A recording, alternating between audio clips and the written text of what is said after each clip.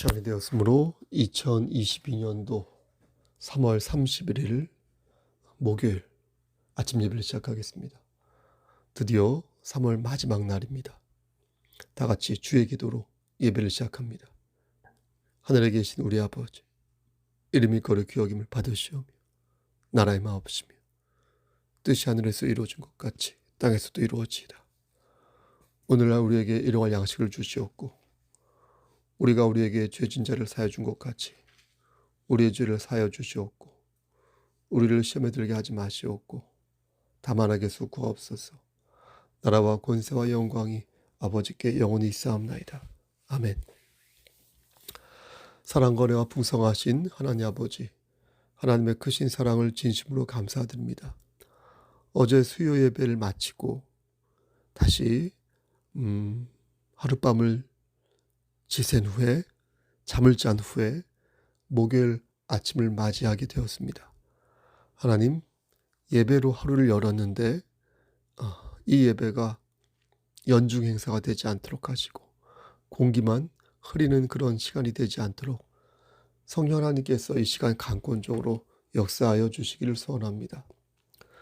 지치지 않도록 하시고 맡겨진 사명을 대충 감당하는 게 아니라 잘 기쁨으로 역동적으로 감당할 수 있도록 하시고 저뿐만 아니라 우리 성도들의 마음에도 옥토의 마음을 허락하셔서 기쁨으로 예배에 참여하고 그리하여서 하루를 열 수 있도록 도와주시옵소서.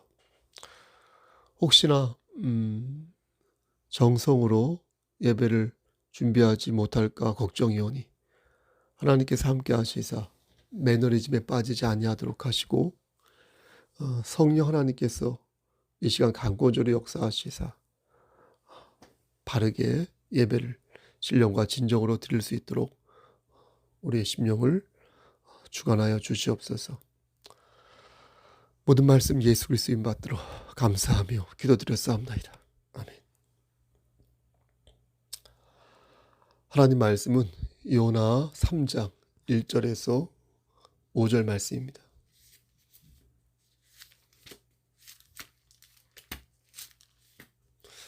요나 3장 1절에서 5절입니다. 구약성경 제성교로 1288쪽 1절. 여호와의 말씀이 두 번째로 요나에게 임하니라. 이르되 일어나 저 큰 성읍 니느웨로 가서 내가 내게 명한 바를 그들에게 선포하라 하신지라. 요나가 여호와의 말씀대로 일어나서 니느웨로 가니라. 니느웨는 4일 동안 걸을 만큼 하나님 앞에 큰 성읍이더라. 요나가 그 성읍에 들어가서 하루 동안 다니며 외쳐 이르되 40일이 지나면 니느웨가 무너지리라 하였더니 니느웨 사람들이 하나님을 믿고 금식을 선포하고 높고 낮은 자를 막론하고 굵은 베옷을 입은지라. 아멘. 하나님 이 말씀을 들어 사용하여 주시옵소서. 예수 그리스도 이름 받들어 감사하며 기도드렸사옵나이다. 아멘. 2020년도에는 음성으로만 아침 예배 녹음을 하였고 2021년도 작년이죠. 작년 1월부터 유튜브에 편집한 영상을 올렸습니다. 물론 가입한 회원만 볼 수 있게끔 제한적으로 볼 수 있게끔 만들어 놓았습니다. 그 조회수가 보통 30, 40, 50 아주 많은 것은 100회 정도 되는 것 같더라고요. 그리고 2022년도 3월 31일이 되었습니다.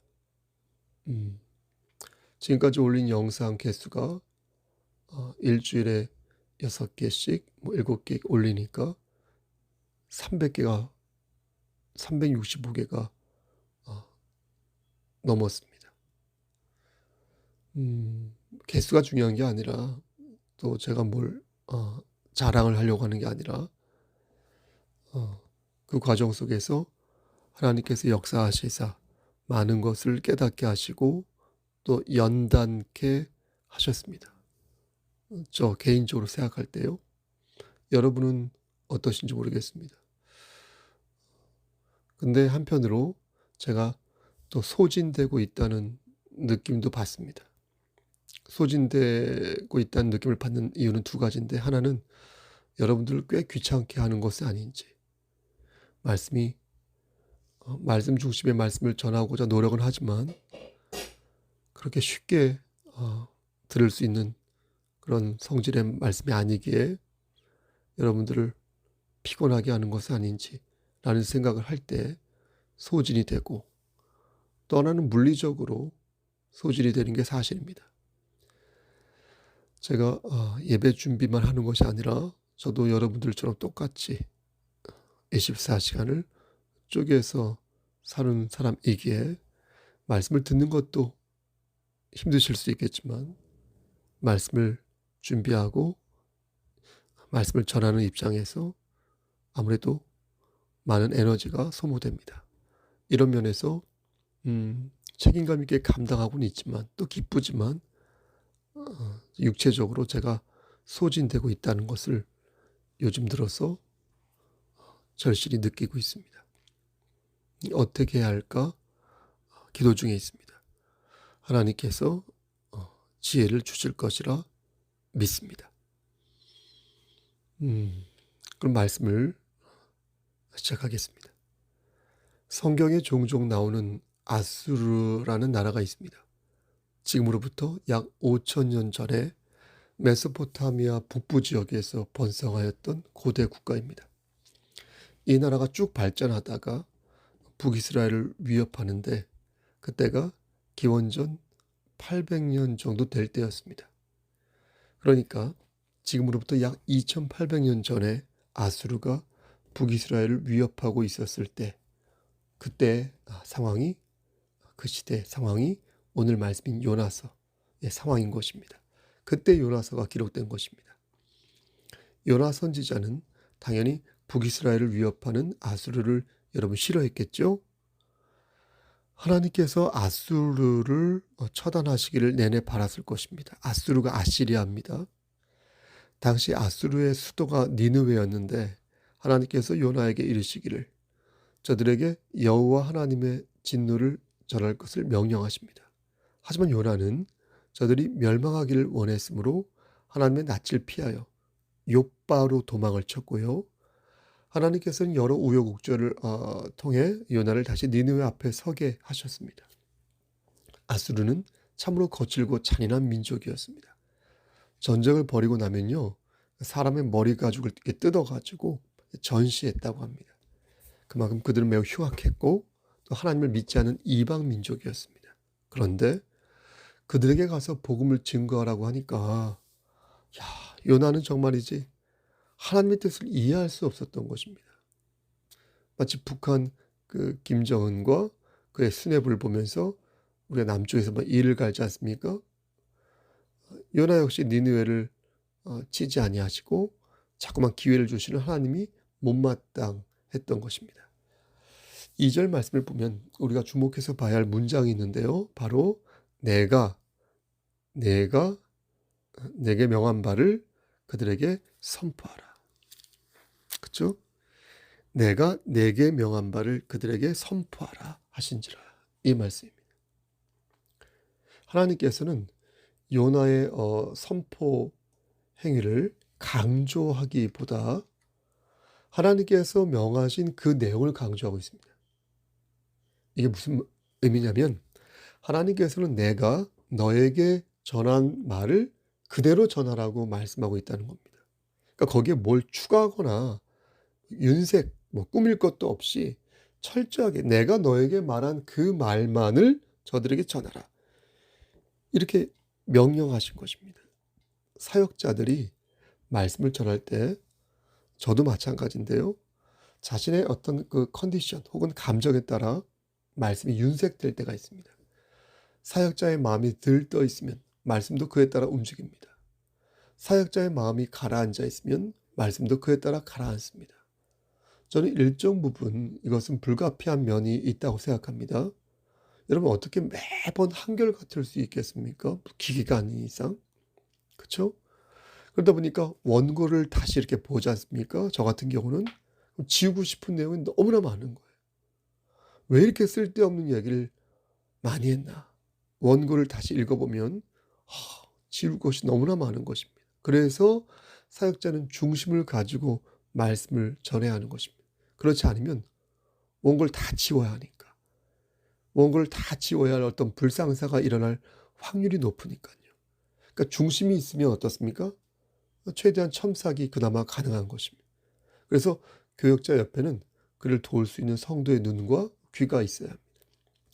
혼자서는 하나님의 일을 감당할 수가 없으니까 필히 동역자와 조력자가 있어야 합니다.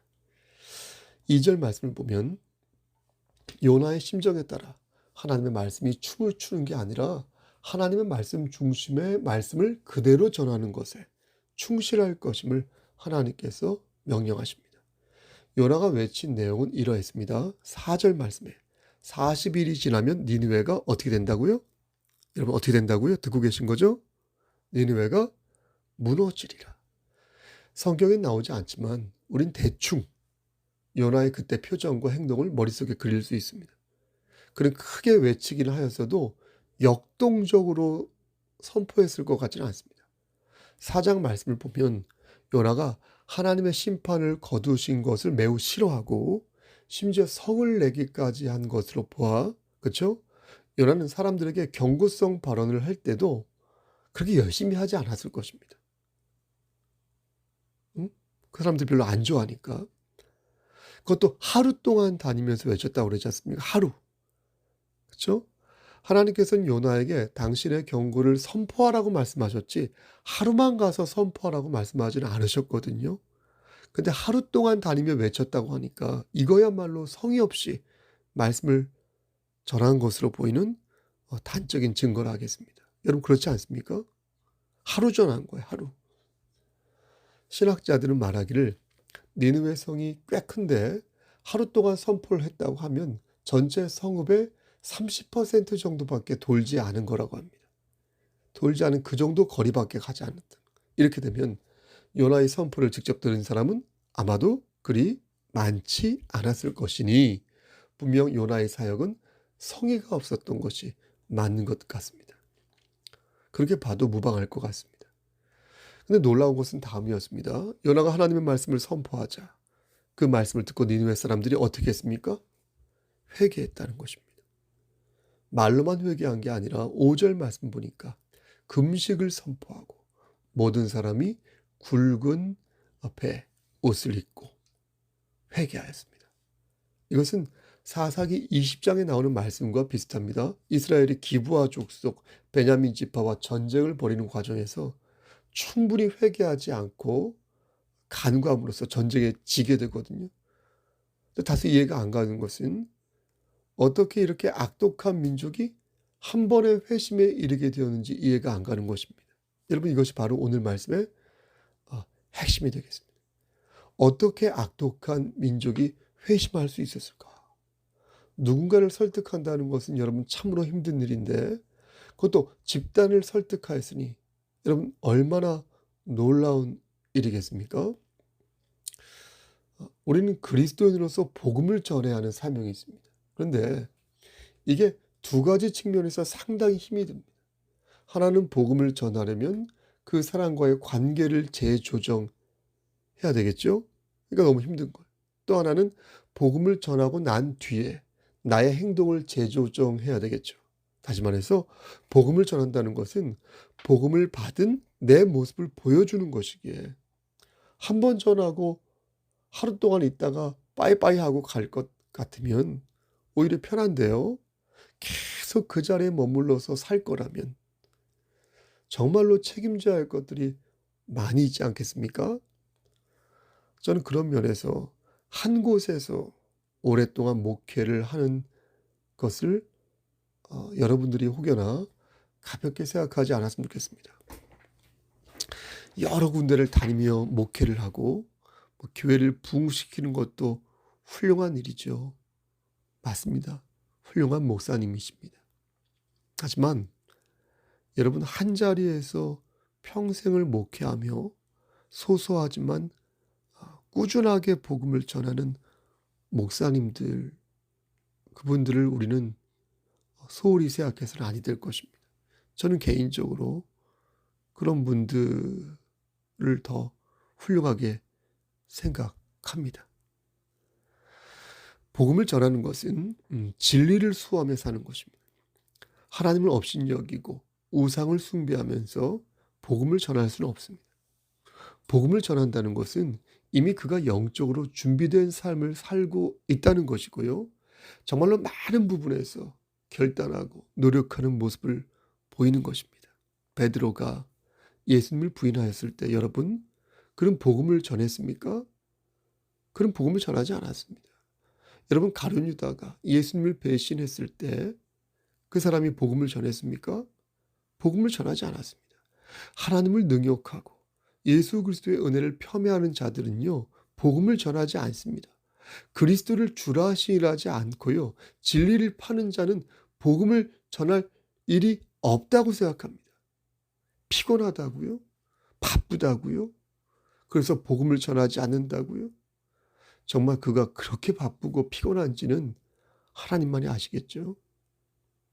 그런 가슴에 손을 얹고 자신이 진정 왜 바쁘고 왜 피곤한지 스스로에게 물어야 할 것입니다.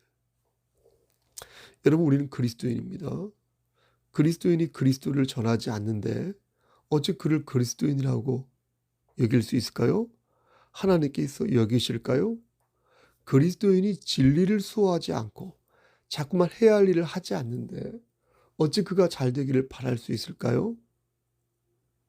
우리는 복음을 전해야 합니다. 죽어가는 저들 중에 단 한 명이라도 살릴 생각으로 저들을 하나님의 말씀으로 설득해야 합니다. 설득하는 데에는 세 가지 방법이 있다고 합니다. 제가 여러 번 말씀드렸는데 또 말씀드릴게요. 첫째, 로고스가 있습니다. 명백한 증거와 객관적 사실을 가지고 상대를 설득하는 것입니다. 그가 몰랐던 사실을 일목요연하게 얘기해 주면서 그의 마음을 움직이는 것입니다. 하지만 로고스에도 설득이 되지 않는 사람들이 있습니다. 이들은 아무리 근거를 가지고 말을 해도 귓등으로 말을 듣는 것입니다. 그래서 두 번째 방법을 사용합니다. 그것은 그의 마음을 녹이는 것, 일명 파토스가 되겠습니다. 어떤 논리를 가져다 대도 꿈쩍 않던 사람이 따뜻한 말 한마디와 미소로 그의 마음이 봄눈 녹듯 녹는 것입니다. 세 번째로 에토스가 있습니다. 에토스는 윤리적인 부분입니다. 이성도 좋고 감성도 좋은데 무엇보다 도덕적 모범을 중요하게 여기는 것입니다. 담배를 피우지 말라고 말하는 사람이 먼저 담배를 피우지 않는 겁니다. 지각하지 말라고 말하는 사람이 먼저 지각을 안 하는 것입니다. 누구에게 보이기 위해 무언가를 한다는 게 아니라 나보다 연약한 작은 그릇과 하나님의 영광을 위해, 솔라 글라티아, 하나님의 영광을 위해 신앙을 독려하고 하나님을 기쁘시게 한다는 차원에서 모범적인 모습을 보이는 것입니다. 아무리 그가 이성적이고 감성적이라 해도 상대를 설득할 수가 없는 것입니다. 이게 없으면, 모범적이지 않으면. 그렇다면 니느웨 사람들은 어떻게 설득된 것일까요? 하나님께서는 그들의 마음을 어떻게 움직이신 걸까요? 욥이 설교를 잘하여 혹시 로고스적으로 또 파토스적으로 말씀을 잘 전해서 저들을 감동시킨 것일까요? 그런 것 같지는 않습니다. 왜냐하면 말씀을 가만히 보면 그들을 향한 욥의 열정은 맹숭맹숭했기 때문입니다. 그렇죠? 에토스였을까요? 욥의 도덕적 귀감이 그들의 마음을 움직인 것일까요? 그렇지 않다는 것을 여러분도 잘 알 것입니다. 그럼 무엇일까요? 무엇이 그들의 마음을 움직여 금식을 선포하고 저들로 하여금 회심을 하게 만든 것일까요? 하나님께서는 오늘 본문을 들어 당신님의 권능을 말씀하십니다. 사람을 회개로 이끄는 것은 하나님의 힘에서부터 나오는 역사이다. 이렇게 말씀하십니다. 설교자가 잘해서 그렇게 된 게 아니라 하나님께서 그들의 마음을 움직이셔서 그렇게 된 것이다. 이렇게 말씀하십니다. 그럼 설교자는 뭘 합니까? 설교자요. 저 같은 사람은 뭘 하는 자입니까? 그가 하는 것은, 설교자가 하는 것은 그릇을 준비하는 것이니 하나님께서 부어주시는 은혜를 잘 담아내기 위해 로고스와 파토스와 에토스를 잘 담아내어 준비하는 것입니다. 도덕적으로 귀감이 되어 하나님의 역사에 방해가 되지 않도록 노력하고 감정과 지성을 완비하여 바르게 책무를 감당하는 그런 일을 사역자는 하는 것입니다. 여러분, 그럼 저만 하는 것일까요? 저만 백날 하는 것일까요? 아닙니다. 조력자이자 동역자인 여러분들도 하는 거예요. 여러분들이 저를 세워주고 여러분들이 저를 지원하고 여러분들이 저를 위해 중보 기도하면서 그렇게 함께 사역을 하는 것입니다. 그렇게 할 때 그 교회는 성령 하나님이 역사하셔서 사람들의 마음을 움직이시고 그래야 해서 그 교회는 부흥이 되는 것이에요. 아멘. 사랑하는 성도 여러분, 여러분은 지적으로 하나님의 말씀을 심으시길 바랍니다. 우리를 감찰하시는 하나님의 역사를 마음을 열어 사모하시길 바랍니다. 성령님께서는 말씀으로 우리의 마음을 감동하십니다. 우리로 하여금 신앙의 어떤 결단을 내리도록 하시고 우리로 하여금 헌신하고 충성하고 헌상하게 만듭니다. 코로나로 인하여서 이제 3년 됐어요. 침체된 교회가 정말로 많다고 합니다. 하지만 환난 중에도 더 부흥하고 더 발전된 교회도 여러분 많이 있습니다. 우리 교회 있죠? 우리 교회만 해도 코로나 이전보다 오히려 감사 헌상이 늘었어요.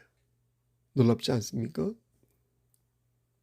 중보 기도하는 그런 분들도 더 많아졌어요. 찬송이란 도구를 생각해 보십시오. 찬송으로 하나님을 찬양하며 우리는 감동을 받는 것입니다.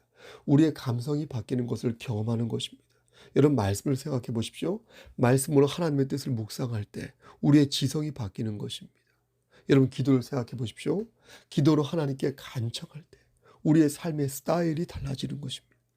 무엇을 할 때마다 기도로 시작하게 되고 기도로 마치는 것입니다. 삶의 작은 일에도 주님의 마음을 알기를 원하게 되고 그래서 삶이 점점 성숙해지고 경건해져서 열매 또한 풍성해지는 것입니다. 이게 바로 성령 충만한 교회가 갖는 역동적이면서도 따뜻한 긍정적인 그런 모습인 것입니다. 말씀 마칩니다. 여러분, 복음을 뿌리시길 바랍니다. 여러분이 서 있는 그 자리에서 예수 그리스도의 냄새를 발하여 하나님의 살아계심을 만천하여 증거하시길 바랍니다. 하나님의 말씀만 우리를 구원하여 주실 수 있다는 사실을 믿어서 하나님 말씀으로 일어서시기를 축원합니다. 여러분이 서 있는 그 자리에서 하나님의 은혜가 봄의 꽃 향기처럼 은은하게 피어나기를 주님의 이름 받들어 간절히 축원합니다. 아멘.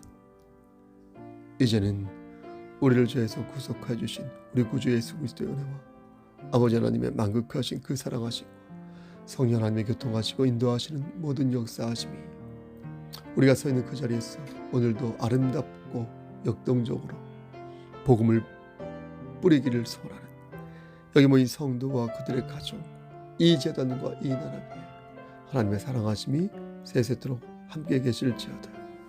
아멘. 예배를 마쳤습니다.